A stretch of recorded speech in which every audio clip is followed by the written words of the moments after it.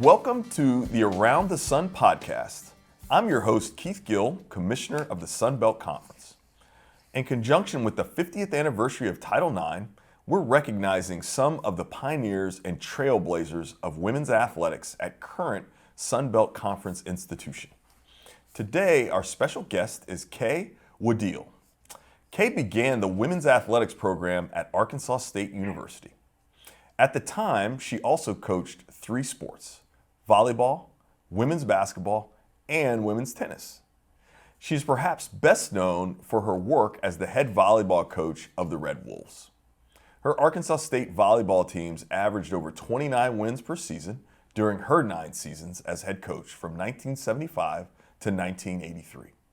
She led her teams to 6 AIAW tournament appearances. Kay was a 1988 inductee into the Arkansas State Athletics Hall of Honor. She laid the foundation for Arkansas State's women's programs to be among the most successful in Sun Belt history. Kay, welcome to the podcast. Well, thank you. Thank you for having me. Yeah, we really appreciate your being here. Now, you're from Crockett's Bluff, Arkansas, and your dad was a very successful high school football coach while you were growing up. So talk a little bit about how you kind of found your way into athletics. Sure. Actually, my father was from Crockett's Bluff. Because of his coaching career, we moved so often that I list Crockett's Bluff as a hometown because I had stable summers there. But sure, I think I probably was influenced, obviously, by his involvement as a coach. But after he left coaching, he became a guidance counselor. Okay. And as a result of that, we initially moved to upstate New York and then downstate to a suburb outside of New York City. So I was so fortunate to be a part of a high school that let me participate in basketball, volleyball, field hockey, soccer, gymnastics, and I just got the bug. I mean, I guess I was a little bit of a natural athlete and I loved it all. Yeah, I've always said the best place to grow up is around kind of an athletic department or an athletic program. It just seems like there's great role models. There's obviously great physical activity. You learn how to compete. Seems like a great way to kind of, a great way to grow up. Exactly. So you graduated from Arkansas Tech in 1973 and then earned your master's from Arkansas State. And then you went and took a job at Little Rock High School, and then you got kind of a job offer that you couldn't refuse after Little Rock High School. Can you talk a little bit about that job offer? Sure.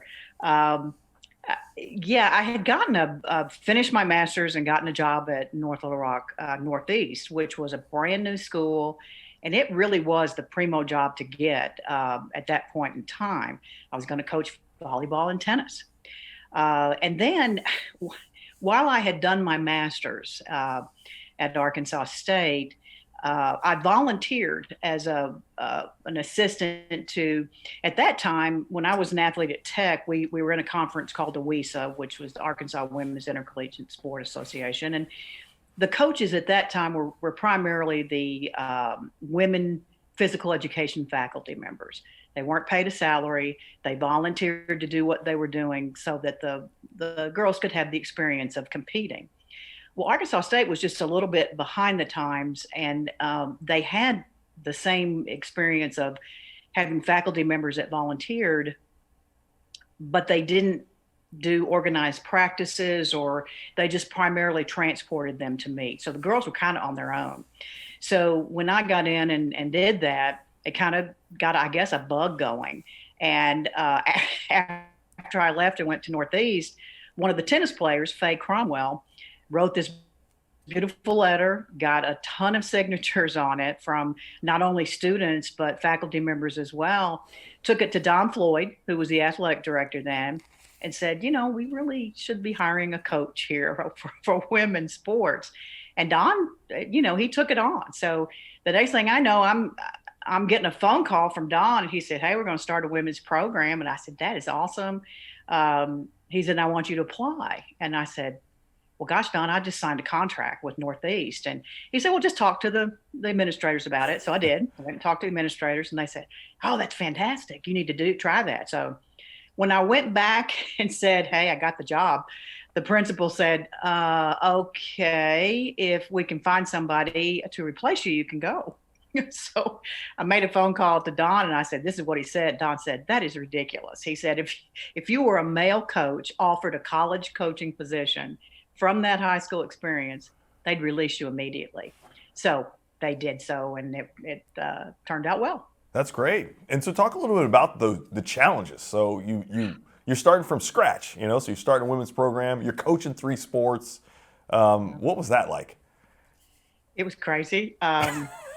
You know, we've had the opportunity to gather a couple of times, like at the 25th reunion, and and it's funny talking with the student athletes, and they'll always say, "I don't know how you did that," and honestly, I don't either.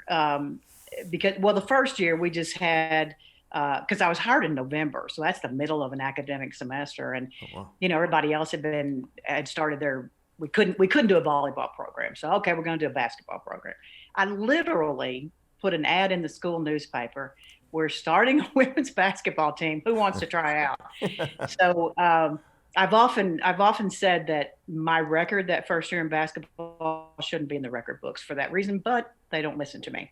Um, so anyway, when the next year we're full on, we've got volleyball, basketball, and tennis, and you can imagine, everything you have to do for one sport, you're having to do for 3 sports, and you've got you're in the middle of volleyball, but you really need to be, recruiting volleyball. You start basketball, and you need to be doing off season in volleyball.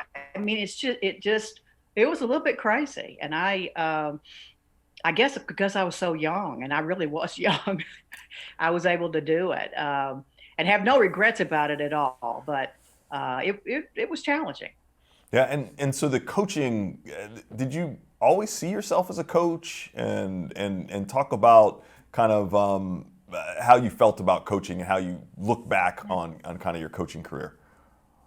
I don't, I can't really say that I did. I think I got the bug with that experience with as a graduate student helping out with the teams there. But of course, I think I at one point thought I was going to be a lawyer. I wanted to be a lawyer, but when I got to college and I majored in physical education, I'm still thinking, okay, I'm going to teach, because teaching is a huge part of being a Woodiel. But then, I guess I just got the bug, and after that, and then once, of course, I went to Northeast with the intent of coaching volleyball and tennis, and then, bam, found myself back.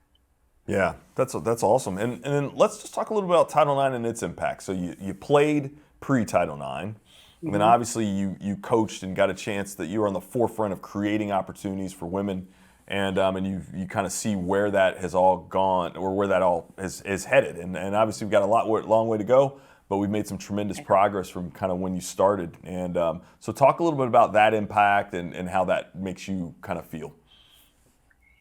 Got a lot of feelings, I guess, about it. It was interesting when I got the communication from Sean saying, this is the 50th anniversary. I really was caught off guard, because I remember saying to myself, whoa, we've come a long way. Right. There are still, I mean, you can look at what happened with the NCAA women's basketball tournament versus the men's basketball tournament. And Mm-hmm. even an organization like the NCAA having that kind of blatant inequity. But then you also look at, I've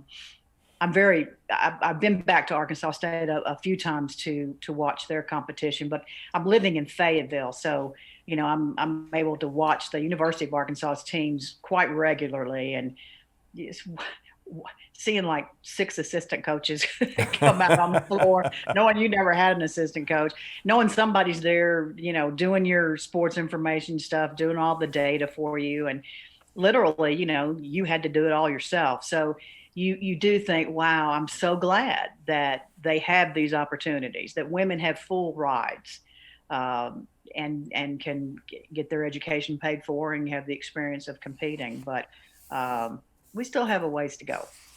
Yeah, most certainly. And also part of your transition was from the AIAW to the NCAA. And how significant was that? That was pretty big. and I was in the camp of wanting to stay in the AIAW for a lot of reasons. I actually went back and forth. So for 2 years, I was going, flying cross country, going to the AIAW's national convention and then going to the NCAA's. And um, I'll never forget, this is kind of a funny side story. I always sat with the athletic director from the University of Arkansas, and Frank Broyles, the very famous coach and athletic director here, actually stood up on the floor of the NCAA when it was coming to a fruition and coming to a full-on vote. And I'm quoting here, he said, "My women don't want this." So there was a mixed bag, of course. You go back and look at the history of it, but I think I was most disappointed because our volleyball team, as the introduction, we had a lot of success, and we were competing in a conference that we could compete in based on our budget. The geography of competing within Arkansas was financially more prudent than trying to travel in the Southland Conference, which our men were in. And so we had accumulated 99 consecutive conference victories. And the Sports Information Office had contacted Sports Illustrated. They were going to do an article on us. It was going to be wonderful for the girls. And bam, all of a sudden that's gone. That's in the history books because now we have to start competing in the Southland Conference, which our men did. And at that time, Southland Conference was mostly Texas schools, all of which had 12 full rides in basketball and 12 full rides in volleyball. Oh, wow. And in Arkansas State, we had 5. And so when I went to the administration and pointed that out, that you're asking us to compete against people that, are literally twice as big as we are and financially and otherwise. And they said, and I quote, "You have a job as long as you want it, just don't rock the boat." Oh, wow. Man. So I rocked it, Keith. You can imagine. Good for you. You needed to rock it. Yeah. That's great. So talk about what you've been up to since you left Arkansas State. Yeah.